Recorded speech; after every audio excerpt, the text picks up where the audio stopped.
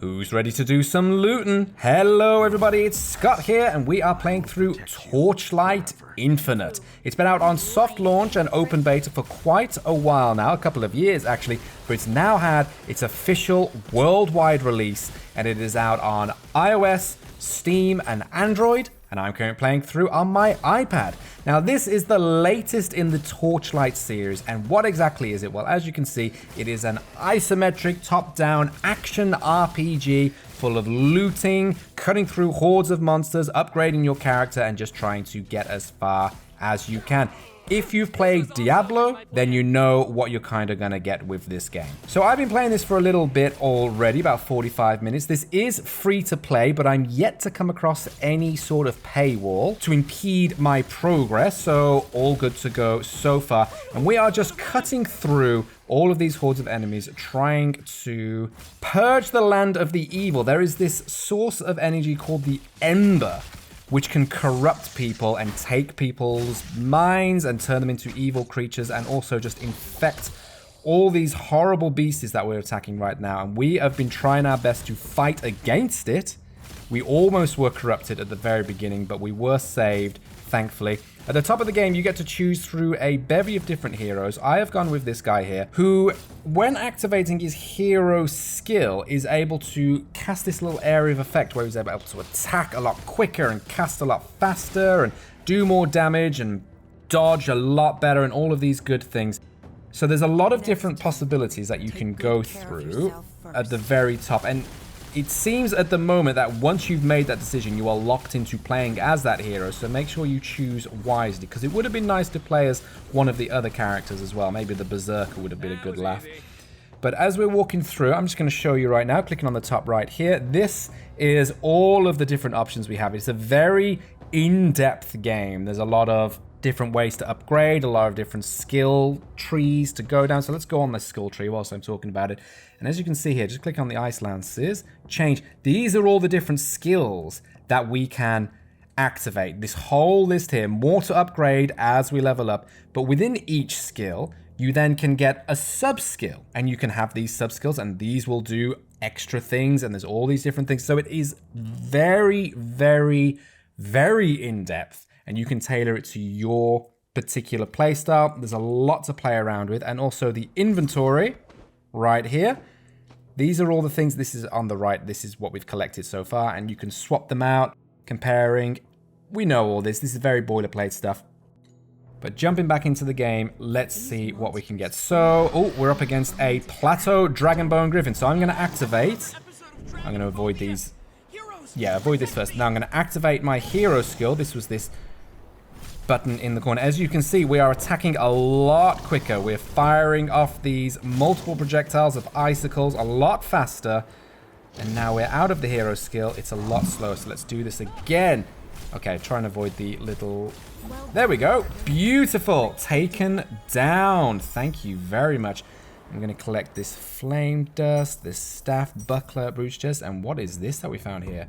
Ooh, hello. Let's test the action button. And we have got the Cube of Rapacity. This is the limited event that's happening right now. Because it is free to play, there are a lot of live events to go through. And I've claimed this. And we've got ourselves a short blade. Wonderful. I have been using staffs at the moment, so it's not really applicable to me. But let's go on to the next source of the plains. There will be options to reduce the UI right now, because you can see it can be a little bit overwhelming. There's a lot of things going on the screen at once. You've got the objectives on the left, you've got the chat in the bottom left, you've got all the action buttons on the right, then all of the names, the numbers popping up. So yeah, if you're in this style of gameplay and you've played this before, it is very familiar. But if you're coming into this fresh, it can be a little bit overwhelming and be a bit, oh, there's a lot going on right now. A little bit of a sensorial overload. But we are just trying to cut through all of these horrific monsters right now. Come on, here we go. So we have our health bar, as you can see around my character. I'm just going to walk around a little bit. The green is the health and the blue is the stamina. That is dwindling the more we attack, so we just have to make sure we have a little breather. As you can see, it's up There we go. It is replenishing as we go along. But let's go into here. So our friend Corey saying they can hear that we're getting close to the Dwarven Kingdom. We are followed by Corey, who we saved. He was hiding in a barrel earlier, and now he's tagging along to help us out. And also Arya, who is a crow. She is a crow. She is protecting us. Ooh, my health is dwindling. I'm going to use a potion there. Thank you very much. And let's tap this button here in order to activate this freeze attack. Oh, there we go. So the potions, it's not necessarily how many you have in your inventory. It is how quickly the cooldown replenishes, because we use that there. It's going to take 7 seconds, as you can see on the bottom of the screen. 4, 3, 2, 1. And we're going to use that again because that took a lot of health.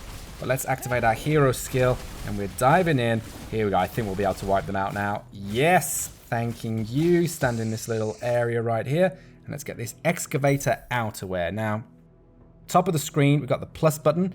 And these are the condensed summary of our upgrades of what were available. So rather than having to just keep jumping in and checking and being like, oh, we can upgrade this, it just tells us right here. So with the tap of a button, I'm going to upgrade my Frost Terror to level 4. And upgrade my Blink to level 4 as well. And we have a new talent node. So this is another skill tree, not just the other ones that we've seen before with all of the different branching skills. This is more attribute-wise. And we get points and we put them into where we want to. So I've been following along for a attack and cast speed upgrade, because I'm very much about, oh, if we can get in and attack quickly, that's how I like to play. So I'm going to allocate, but rather than that, I'm going to branch out a little bit and add 8% to max mana. There we go. 1 point allocated there. And as you can see, this goes on, and then we've got all these different that we can unlock as well. So let's jump in. We need to find the entrance to the Dwarven Kingdom. Let's carry on through. There's a lot of lore and a lot of storytelling that goes on. There's also a lot of voice acting as well, which is really nice, because it's very refreshing to have the words taken off of the screen, and it's very well voice acted, and it's always a joy to hear how the characters are characterized, and so you can add a bit more personality to them as well. Watch out, it's very dangerous in the rift. Well, thank you for the warning, but I am ready to give this a go. Oh, it's just us, is it? Okay, here we go. Let's see how far we can get within this void. So I'm going to activate my hero skill and try and take these down. Beautiful. So our main attack, it's just this button here. You can see me pressing it on the bottom right of the screen. That is our main attack. We have this blink ability. Each hero and character will be different, but I'm going to use this blink ability now. It looks like the ninja jumping forward, and that will just give us a burst of energy to teleport to the other side. And I activate the hero skill again, whilst trying to avoid these attacks. And I think if we just spam this attack, we can build it a nice one. Took it down. So let's carry on. And we've got a rift chest. Thank you. Bone, what's that? Flame dust. Okay. So I'm going to attack these. Get rid of these that are just coming up. And then we're going to see if we can upgrade our inventory in any way. Let's have a look. Just click on the up there. Emergency restoration has been upgraded to level 4. So that is our healing potion. But let's have a look in here. These are the items that we've got. If we just click, we can see if there's any better ones. So, extra 0.4% to survival, but it is 10 down in armor, so I'm not really wanting to do that. Minus 20 to damage, absolutely not. Absolutely not. In fact, I may... Ooh, that's a good one. Excavator outerwear. It's an extra 30... Oh no, it's 90 evasion, not 60 armor. Ooh, I'm not sure about that. Let's give it a go. Let's install that. Why not? And any of these any good? No. So instead, I'm just going to recycle these ones right here to clear up the inventory space so that we can collect some more goodies. All right, let's carry on. Let's see if we can survive this rift. I can see there's a lot of critters that are out for my hide right now. So let's give this a go. Here we go. Taken down the big one. There we go. The big one is gone. And it seems we've cut through all of the little ones as well. Amazing. Let's carry on through. So I'm going to use this Frost Terror. It basically freezes the ground, slows them down, and causes them a little bit of damage over time.